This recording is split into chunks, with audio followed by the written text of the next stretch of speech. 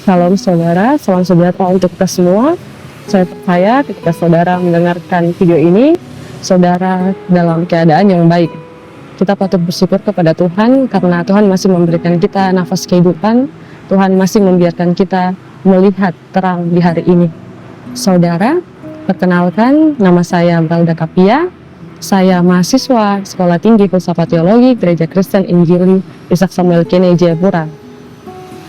Hari ini saya akan membagikan sebuah renungan singkat yang dapat menjadi cermin atau kaca bagi kehidupan kita.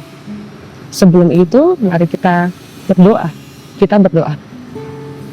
Ya Tuhan, Bapa dalam kerajaan sorga, kami bersyukur atas segala berkat penyertaan yang Kau berikan kepada kami. Kami akan mendengarkan sebuah renungan singkat bagi hari ini. Kiranya Tuhan menuntun kami membaca, mendengarkan, bahkan melakukan firman itu dalam kehidupan kami hari lepas hari. Amin.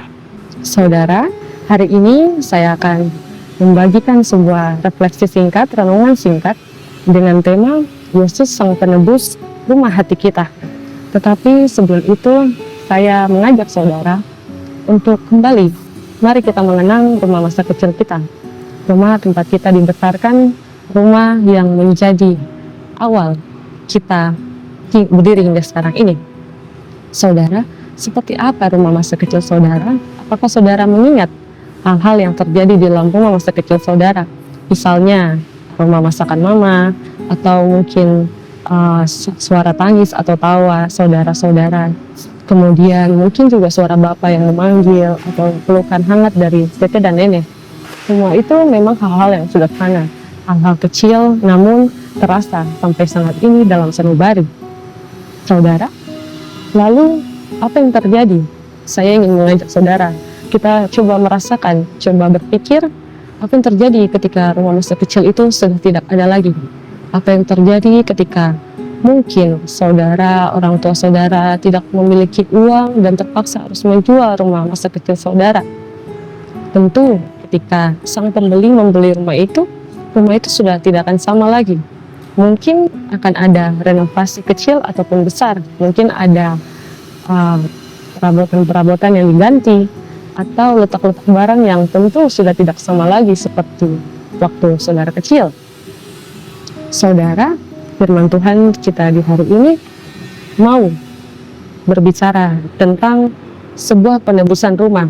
Imamat pasal 25 ayat yang ke-33 berbicara tentang sekalipun dari antara orang Lewi yang melakukan penebusan, tetapi rumah yang terjual di kota miliknya itu haruslah bebas dalam tahun Yobel, karena segala rumah di kota-kota orang Lewi adalah milik mereka masing-masing di tengah-tengah orang Israel.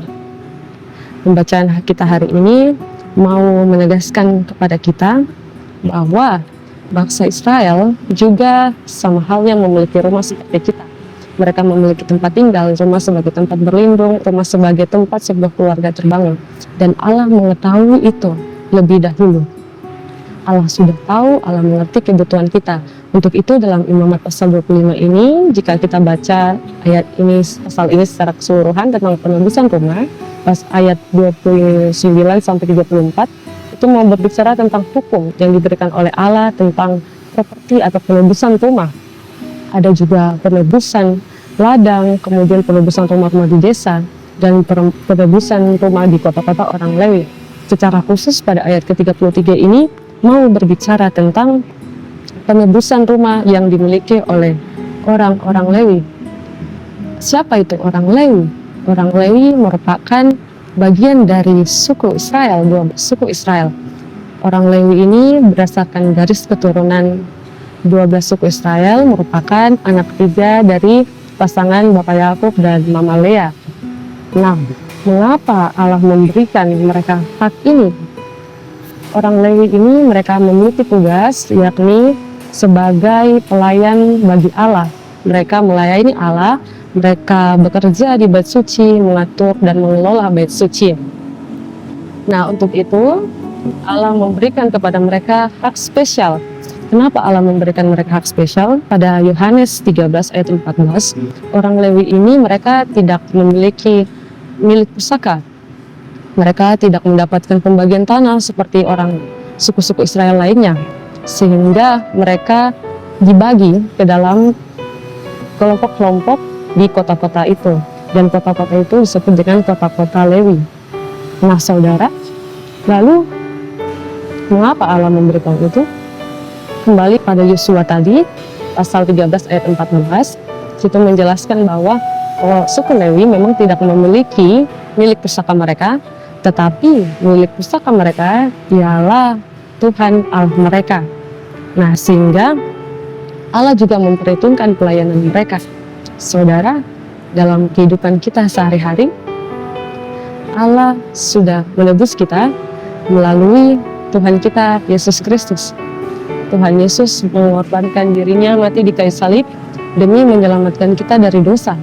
Sehingga kita tidak perlu lagi seperti orang Israel ataupun suku Lewi yang memiliki hak-hak penebusan atau memiliki hak-hak yang sudah ditetapkan oleh Allah. Tetapi kita memiliki kebebasan sekarang karena kita sudah ditebus.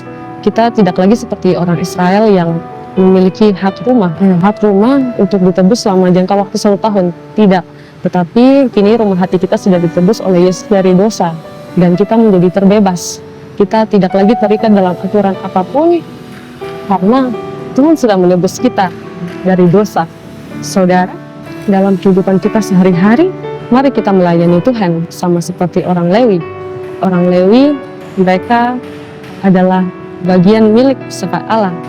Nah, karena kita sudah ditebus, jadi kita juga adalah bagian dari milik pusaka Allah. Kita memiliki Allah sebagai pusaka kita, dan kita senantiasa berpegang pada Allah.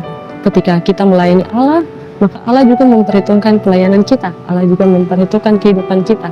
Allah memperhitungkan apa yang kita perjuangkan, apa yang kita usahakan. Oleh karena itu, marilah biarkanlah rumah hati kita menjadi milik Allah. Rumah hati kita menjadi tempat Allah tinggal. Allah menjadi keluarga dalam hati kita. Ayo, mari sebelum kita mengakhiri renungan singkat kita di hari ini, kita berdoa. Ya Tuhan, Allah Bapa kami di dalam kerajaan sorga, kami bersyukur karena Engkau begitu baik kepada kami. Kami telah mendengarkan renungan singkat di hari ini. Biarlah renungan ini membantu kami agar kami, rumah hati kami, dapat menjadi tempat Engkau berdiam, dan kami menggunakan rumah hati kami untuk melayani di Kau saja. Terima kasih banyak Tuhan karena sudah menebus rumah hati kami. Amin. Terima kasih, Tuhan Yesus memberkati.